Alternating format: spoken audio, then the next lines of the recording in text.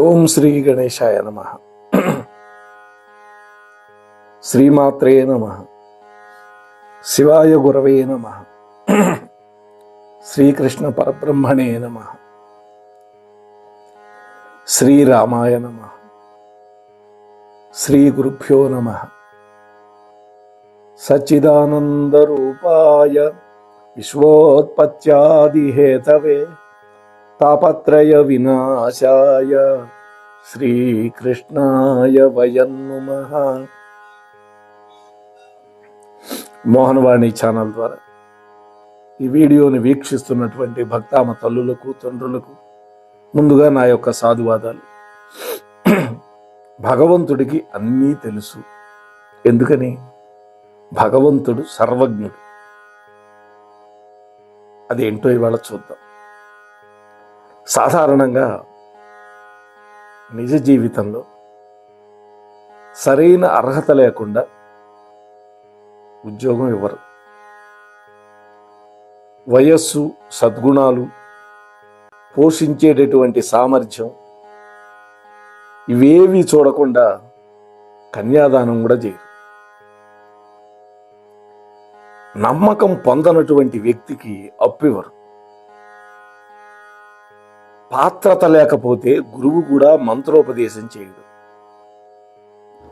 పాత్రత లేకపోతే దానం కూడా ఇవ్వరు. పాత్రత నెరిగి దానం చేయమన్నారుగా.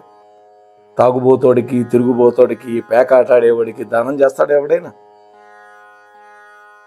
చేయరు. సాధారణ విషయాల్లో చాలా సందర్భాల్లో మనం ఏదైనా పొందాలి అంటే మనకి ఉండవలసినటువంటి మొట్టమొదటి అర్హత ఏమిటి అంటే పాత్రత. నిత్య జీవితంలో అందరి యొక్క ఆదరాభిమానాలు పొందాలన్నా కూడా దానికి తగిన అర్హత మనం సంపాదించాలి. అంటే ఆ అర్హత పొందడానికి ఒక క్రమబద్ధమైనటువంటి జీవన శైలిని మనం అనుసరించాలి. అంటే వ్యక్తులతో సత్సంబంధాలు కలిగి ఉండాలి. దీనికి ఏం చేయాలి? మొట్టమొదట ఇతరుల యొక్క తప్పులను ఎంచడం మానుకోవాలి. ఇప్పుడు శతకకారుడు కూడా చెప్పాడు, తమ తప్పు తెలుసుకోలేరు, ఉరివిజనుల తప్పులన్నీ తెలుసుకుంటూ ఉంటాడు. మీ వెనకాల ఒక పెద్ద మూట ఉంది, అది నీకు కనపట్టాలి. పాపాల మూట, నువ్వు చేసిన తప్పుల వల్ల నీకు సంక్రమించిన పాపాలు. అందుకనే మనం ఒకటి వైపు ఒక ఏలు కనుక చూపిస్తే మిగిలినటువంటి 4 వేళ్ళు మన వైపే చూపిస్తూ ఉంటాయి. ఒరే, నీలోనే ఇన్ని తప్పులు ఉన్నాయి, ఎదుటివాడి తప్పులు ఎంచకరా అంటారు. తప్పులెన్నువాడు తమ తప్పులు ఎరుగరు, విశ్వదాభిరామ వినురవేమ అన్నారుగా. అంటే నీ తప్పులను తెలుసుకొని ఇతరుల యొక్క గొప్పని నిజాయితీగా ఒప్పుకోవాలి, పొగడాలి. సంకోచమే మరణం, వ్యాకోచమే జీవితం అంటారు పెద్దలు. అంటే మన యొక్క మానసిక పరిధిని విస్తృతపరుచుకొని విశ్వమానవుడిగా రూపాంతరం చెందాలి. నిస్వార్థంగా ఇతరులకు మనం ఏమి ఇవ్వగలమో అవి ముందు ఇవ్వడం నేర్చుకోవాలి.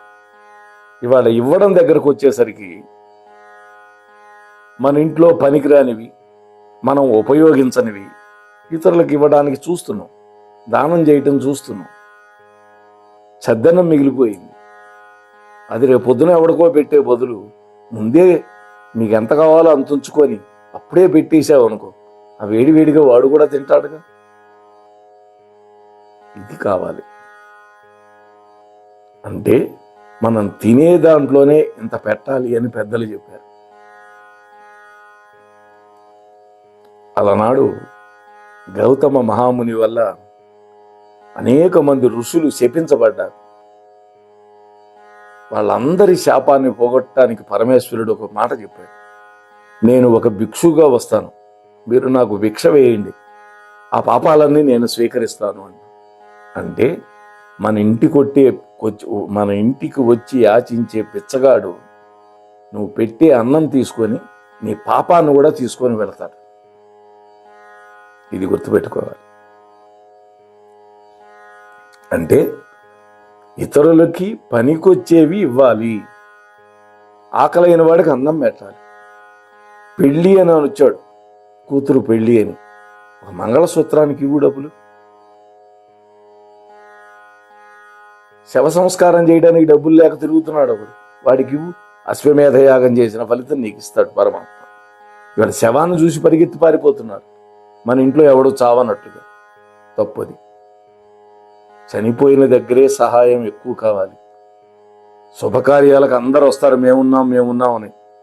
అశుభకార్యానికి భయపడిపోతారు. భయపడకూడదు. శవం అంటే శివం.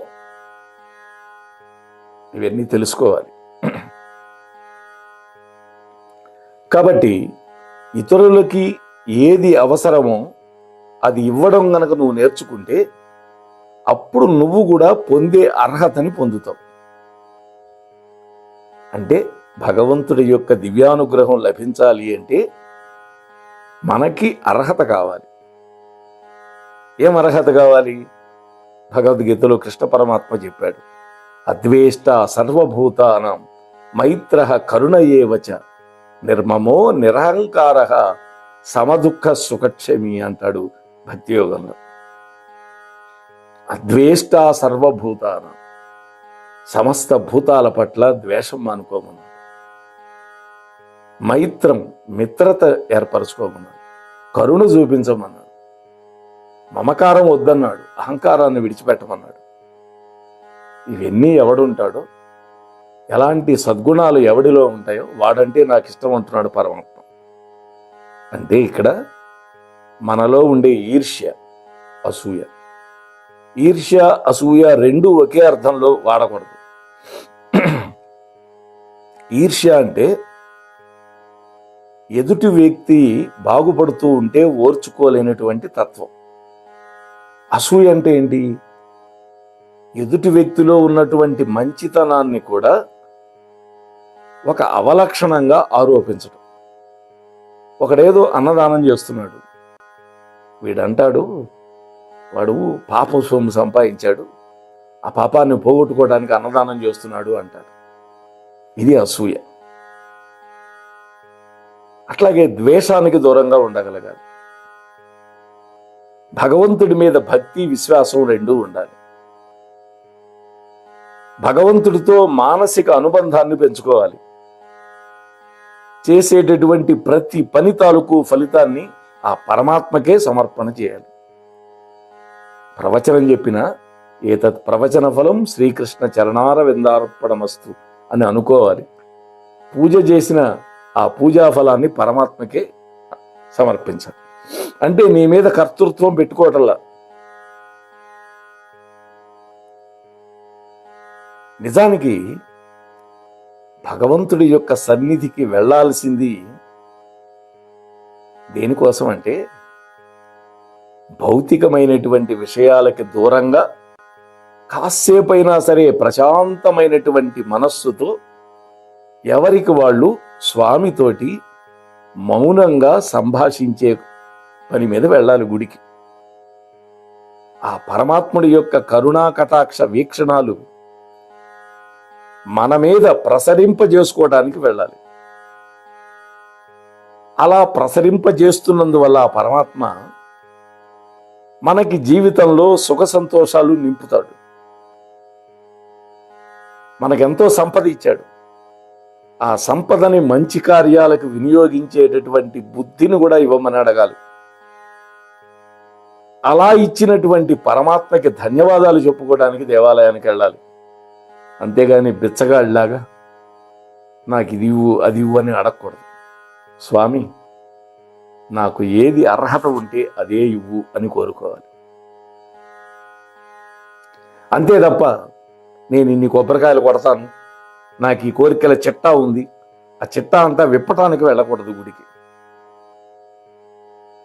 ఎవరికి ఏది కావాలో, ఏది ఇవ్వాలో, ఎవరికి ఎంత అర్హత ఉందో అవన్నీ తెలిసినవాడు సర్వజ్ఞుడైనటువంటి పరమాత్మ. తల్లి గర్భంలో నుంచి బయటకు వచ్చేసరికి మనం ఆహారాన్ని సమకూరుస్తున్నాడు పరమాత్మ. ఆ మాతృదేవి యొక్క రక్తాన్ని పాలుగా మార్చి తన స్తన్యం ఇచ్చి కాపాడేటటువంటి వాడు భగవంతుడే. కాబట్టి పుట్టిన బిడ్డకే ఆహారాన్ని సమకూర్చాడే, అటువంటి వాడు ఎవరికి ఏది ఏ సమయంలో ప్రసాదించాలో ఆ సమయంలోనే అనుగ్రహిస్తాడు. పూజా మందిరంలో కూర్చొని దేవుడి ముందు అగరొత్తులు వెలిగించడంతో పాటుగా ప్రేమ, అనురాగం అనేటువంటి కుసుమ పరిమళాలతోటి మన యొక్క ఇంటిని, మన పరిసరాలను నింపుకోవాలి. పూజా మందిరంలో దీపం వెలిగించడంతో పాటుగా మనలో ఉన్నటువంటి అజ్ఞానం అనేటువంటి అంధకారాన్ని పారద్రోలాలి. భగవంతుడికి నివేదించినటువంటి ప్రసాదాన్ని మనం ఒక్కళ్ళమే కూర్చొని మింగటం కాకుండా నలుగురితోటి పంచుకు తినాలి. భగవంతుడి ముందు వినయంగా శిరస్సు వంచడంతో పాటుగా మన తోటి వారి పట్ల నమ్రతతో నడుచుకోవాలి, వినయంతో నడుచుకోవాలి. మనకు హాని తలపెట్టిన వారిని కూడా హృదయపూర్వకంగా క్షమించగలిగేటటువంటి ఆలోచన చేయాలి, అలవాటు చేసుకోవాలి. మరి దేవుణ్ణి ఏం కోరుకోవాలి? స్వామి, నాలో ఉన్నటువంటి బలహీనతలని అధిగమించే శక్తిని, కష్టాలను అధిగమించేటటువంటి మానసిక స్థైర్యాన్ని నాకు కలిగించు అని ప్రార్థించండి. ఆ దైవం ప్రసాదించినటువంటి తెలివితేటలు, సంపద దుర్వినియోగం చేయకుండా సద్వినియోగం చేసేటటువంటి సద్బుద్ధిని కలిగించమని ప్రార్థించాలి. తల ఎత్తుకుని నిర్భయంగా, స్వయం శక్తితో, స్వతంత్రంగా, ఆత్మగౌరవంతో నిజాయితీగా జీవించేటటువంటి మంచి లక్షణాన్ని ప్రసాదించమని వేడుకోవాలి స్వామిని. దొరికిన దానితో తృప్తి పడేటటువంటి మనస్సివ్వమని కోరుకోవాలి. లేని దానికోసం అరువులు చాచే తత్వాన్ని నాలో నుంచి తుడిచివేయమని కోరుకోవాలి. అందుకనే తృప్తిని మించిన ఐశ్వర్యం లేదన్నారు పెద్దలు. అర్హతను చూసి ఎవరికి ఏమి కావాలో, ఎంతవరకు ఇవ్వాలో అది ఏదో రకంగా భగవంతుడు మనకి ఇస్తాడు, మనకు దొరికేటట్టు చేస్తాడు. అర్హత లేకుండా దైవాన్ని ప్రార్థించటం, ఇతరుల దగ్గరికి వెళ్ళి చేయి చాచి అర్థించటం కేవలం అవివేకం, అత్యాశ మాత్రం. కాబట్టి మనలో సద్గుణాలను ప్రోధి చేయమని, దుర్గుణాలని వెళ్ళగొట్టమని పరమాత్మని ప్రార్థించాలి. మనకిచ్చిన సంపద ఆయనే, మనకిచ్చిన జ్ఞానం ఆయన వల్లే వచ్చింది. ఈ రెండింటితో మనం సంపాదిస్తున్నాం. మనమేదో విర్రవీగుతూ ఉంటాం, ఇన్ని కోట్లు సంపాదించాను. అన్ని కోట్లు సంపాదించింది నువ్వు కాదు, పరమాత్మ నీలో ప్రవేశపెట్టబడినటువంటి శక్తి వల్ల. అది ఏనాడు మర్చిపోకూడదు, నేల విడిచి సాము చేయకూడదు. మనకున్న సంపదని సత్కార్యాలకు వినియోగించాలి. సత్పాత్రులైనటువంటి వాళ్ళకి దానం చేయాలి. ఆకలితో ఉన్నవాడికి ఇంత అన్నం పెట్టాలి. యజ్ఞయాగాదులు జరుగుతుంటే నీ వంతుగా నువ్వు సమర్పించాలి. ఇలా మన జీవితాన్ని మనం గనక ధన్యం చేసుకుంటే ఆ పరమాత్మ యొక్క దివ్యానుగ్రహం మనకు కలుగుతుంది. సర్వము పరమాత్మకి సమర్పించటం వల్ల నీది అనేది లేకుండా పోతుంది. నీ పాపం ఇక్కడ అనుభవిస్తున్నావు, కష్టాల రూపంలో, వ్యాధుల రూపంలో. దానివల్ల నీ పాపము తుడిచిపెట్టుకుపోయింది, నీ పుణ్యం పరమాత్మకి ఇచ్చేశావు. ఇక మోక్షానికి అర్హత పొందావు నువ్వు. అంటే పాపం కానీ పుణ్యం కానీ ఎవడికి ఏది ఉండదో వాడు మోక్షానికి అర్హుడు అని పరమాత్మ చెప్పాడు. అందుకోసం మనం పుణ్యాన్ని పరమాత్మకి సమర్పించాలి, మనకి ఉన్న పాపాన్ని ఇక్కడ అనుభవించాలి, కష్టాల రూపంలో, వ్యాధుల రూపంలో. అప్పుడు నువ్వు కడిగిన ముత్యం అవుతావు. అప్పుడు నువ్వు ప్రార్థించే పరమేశ్వరుడు శివుడైతే కైలాసానికి వెళతాం, విష్ణువు అయితే వైకుంఠానికి వెళతాం. అంతకంటే మనకు కావాల్సిందే ఉంటుంది. పునరావృత్తి రహితమైనటువంటి శ్రీ కైవల్యాన్ని కోరుకోవాలి.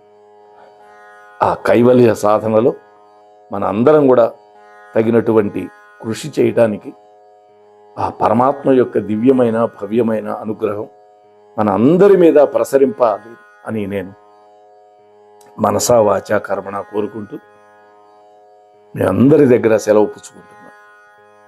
కొంచెం యాత్రలు చేసి వచ్చిన తర్వాత కించిత్ గాత్ర సౌలభ్యం తగ్గింది, గొంతు నొప్పి వాటితోటి. అయినా కూడా నా వెనక ఆయనే ఉన్నాడు, నా చేత ఆయనే పలికిస్తున్నాడు అనేటువంటి నమ్మికతోటే నేను ఈ వీడియోలు చేయడానికి ప్రయత్నం చేస్తున్నాను. ఈ ఛానల్కి ఇంకా సబ్స్క్రైబ్ ఎవరైనా చేయకపోతే దయచేసి సబ్స్క్రైబ్ చేయండి. ప్రవచనం నచ్చితే మీకు లైక్ చేసి మీ కామెంట్ పెట్టి మీ బంధుమిత్రులతో పంచుకోండి అని మిమ్మల్ని మరొక్కసారి నేను వినమ్రంగా ప్రార్థన చేస్తూ ముగిస్తున్నాను. స్వస్తి. ఇంతవరకు మన ఛానల్కి ఎవరైనా సబ్స్క్రైబ్ చేసుకోకపోతే ఇప్పుడే ఈ క్షణమే సబ్స్క్రైబ్ చేసుకుని ఆ పక్క నుండి బెల్ బటన్ మ్రోగించి మమ్మల్ని ప్రోత్సహిస్తారని మనస్ఫూర్తిగా కోరుకుంటూ సర్వే జన సుఖినో భవంతు, లోకా సమస్త సుఖినో భవంతు. ధన్యవాదాలు. స్వస్తి.